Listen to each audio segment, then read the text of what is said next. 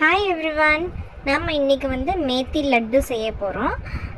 Dry fruits methi laddu. அதுக்கு என்னென்ன தேவைன்னு பார்க்கலாம். ஃபஸ்ட்டு வெந்தயம் வறுத்துக்கணும். அதுக்கப்புறம் ஹலீம் ஒரே சேம் பவுலில் வறுத்துக்கணும். அப்புறம் எள் எடுத்துக்கணும். இது எல்லாத்தையும் சமமான நம்ம அளவில் எடுத்து மிதமான சூட்டில் வறுத்து எடுத்துக்கணும். ஹலீம் கர்ப்பப்பைக்கு ரொம்ப நல்லது லேடிஸ்க்கு. அதே மாதிரி தில் எலும்புகளுக்கு வலுப்படுத்துறதுக்கு ரொம்ப நல்லது. கால்சியம், அயன் எல்லாமே அதில் நிறைய இருக்குது. ஸோ அதுவும் நம்ம எடுத்துக்கிறோம். எல்லாத்தையும் பொன்னிறமாக நம்ம வறுக்கணும்.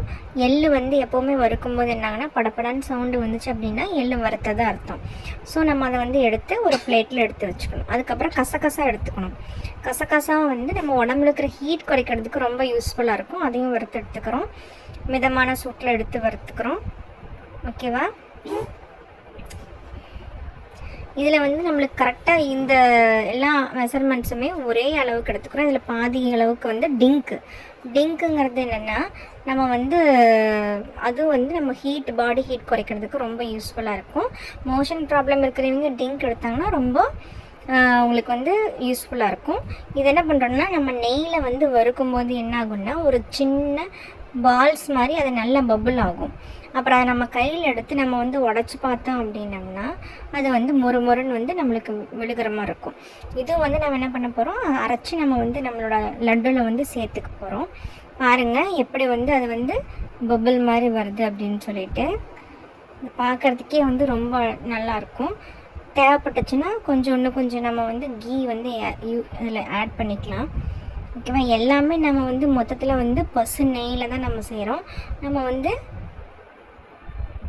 பாருங்கள், கோவர்தன் நெய் அந்த மாதிரி நீங்களாம் வீட்லேயே பாலில் எடுத்து ஆடை எடுத்து வெண்ணெய் எடுத்து செய்வீங்களே, அந்த மாதிரி அந்த நெய்யில் கூட நீங்கள் செஞ்சுக்கலாம். இந்த மாதிரி நல்லா பபுள் ஆகி நம்மளுக்கு இது வரணும். அப்பமா நம்ம இதை எடுத்து தனியாக ஒரு பிளேட்டில் போட்டு எடுத்து வச்சுக்கலாம். அதுக்கப்புறம் இந்த மேத்தி வெந்தயம் நம்ம வறுத்தோம் இல்லையா, அதை மிக்சியில் அரைச்சிட்டு இதுக்கு என்ன பண்ணுறோம் அப்படின்னா நெய்யை ஃபஸ்ட்டு உருக்கிக்கணும். அப்போ உருக்கி நெய் நம்ம தனியாக எடுத்து வச்சு அதில் இந்த வெந்தயத்தை போட்டு நம்ம மிக்ஸ் பண்ணி கொஞ்ச நேரத்துக்கு நம்ம ஊற விடணும். எவ்வளோ நேரம் நம்ம ஊற விடுறோமோ அந்தளவுக்கு உங்களுக்கு என்னோட வெந்தயத்தோட கசப்புத்தன்மை நம்மளுக்கு கம்மியாக இருக்கும். அதுக்கப்புறம் நம்ம என்ன பண்ணுறோம், நெய் ஆட் பண்ணி அதில் மக்கானான்னு சொல்கிறாங்க இல்லையா, தாமரை விதைகள், அதை போட்டு நம்ம இது எப்படின்னா 2 பவுல் நம்ம ஃபஸ்ட் எடுத்த எல்லா பவுலில் இருந்தது இது 2 பவுல் மக்கானா எடுத்திருக்கோம். ஏன்னா மக்கானா அதிகமாக சேர்த்துக்கிறோம். இதில் ப்ரோட்டீன் கண்டென்ட் நிறையா இருக்குது.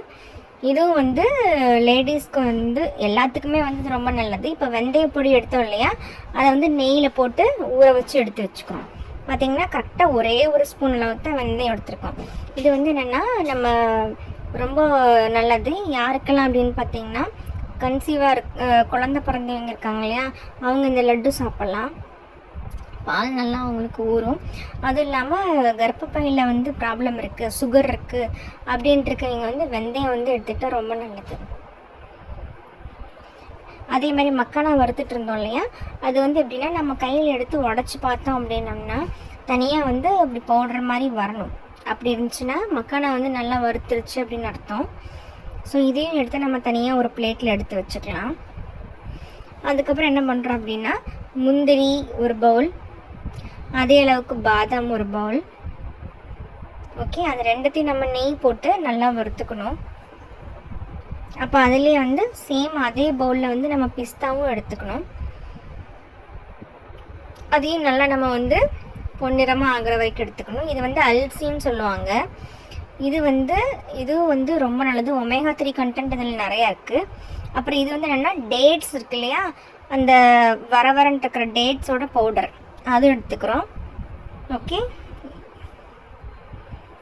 இது தேங்காவோட பவுடர் அது ஒரு பவுல் அளவுக்கு எடுத்திருக்கோம். இதையும் நல்லா வறுத்துட்டு இப்போ என்ன பண்ணுறோம் அப்படின்னா இது கோதுமை மாவே நம்ம நல்லா வறுத்துக்கிறோம். இது எப்படின்னா பெரிய பவுலில் 2 பவுல் அளவுக்கு எடுத்துக்கிட்டோம். இப்போ எல்லா திங்ஸுமே ஒட்டுக்க மொத்தமாக கலந்து நம்ம வெல்லம் தான் எடுத்திருக்கோம்.